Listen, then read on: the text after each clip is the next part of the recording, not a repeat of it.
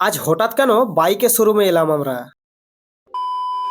তো আজ সকাল 9:30 নাগাদ বেরিয়ে পড়েছিলাম মেদিনীপুর যাওয়ার জন্য, কিন্তু কেন যাচ্ছি সেটা না হয় একটু পরে বলছি। আমরা প্রথমে ঠিক করেছিলাম গড়বেতা থেকে বাসে যাব, তারপর যাবার সময় ট্রেনের টাইম লোকেশনটা যখন দেখি চোখে পড়লো 10টার সময় একটা ট্রেন আছে, আর এখন বাজে 9:55। আমাদের হাতে মাত্র 5 মিনিট রয়েছে, তাই তাড়াতাড়ি করে বাইক চালিয়ে স্টেশনে পৌঁছে কোনো ক্রমে টিকিট কেটে উঠে পড়লাম ট্রেনে। যদি আর 1 মিনিট লেট হয়ে যেত এই ট্রেনটা মিস হয়ে যেত। আবার সেই 11টার সময় একটা ট্রেন ছিল, আর আজকে ট্রেনের ভিড়ও ছিল বেশ, বসবার সিট পাচ্ছিলাম না। অগত্যা পুরো জার্নিটা দাঁড়িয়ে দাঁড়িয়ে এদিক ওদিক দেখতে দেখতে প্রায় 1 ঘন্টা পর পৌঁছে গেলাম মেদিনীপুর। তারপর হাঁটতে হাঁটতে রওনা দিলাম আমাদের ডেস্টিনেশনে যাওয়ার জন্য। এই যে আজ আমরা এখানে এসেছি, না কোনো নতুন বাইক কিনতে নয়, আমাদের একটা বাইক সার্ভিসিং এ দেওয়া ছিল, আজ সেটাই আমরা আনতে এসেছি। আমাদের বললো কিছুক্ষণ অপেক্ষা করতে, তাই আমরা শোরুমটার একটু এদিক ওদিক ঘুরে দেখছিলাম। দেখতে পেলাম একটা জায়গাতে কত নতুন নতুন বাইক রাখা আছে। তারপরে এলাম আরো একটি জায়গায়, এখানেও প্রচুর বাইক রাখা রয়েছে। আর চোখে পড়লো এই লাল রঙের গাড়িটার উপর। এই গাড়িটা কিন্তু এর আগে আমি কোনোদিনই দেখি না, জানি এর দাম কত হবে। এর দাম কত হতে পারে তোমাদের জানা থাকলে কমেন্টে জানি। এরপর দেখতে পেলাম আমাদের বাইকটাকে সার্ভিসিং করা চলছে। তারপর কিছুক্ষণ অপেক্ষা করার পর